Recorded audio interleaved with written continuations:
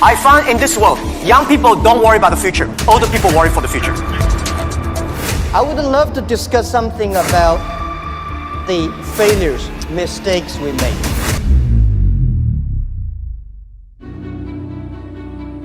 আপনিও কি কোনো কাজে ব্যর্থ হয়েছেন আর তারপর ভেঙে পড়েছেন, ভাবছেন যে আমার দ্বারা আর হবে না, মাথায় এসেছে গিভ আপ করার নেগেটিভ চিন্তাভাবনা? আপনি কি পুরোপুরিভাবে ডিমোটিভেট হয়ে পড়েছেন? তাহলে এই ভিডিওটি শুধুমাত্র আপনারই জন্য।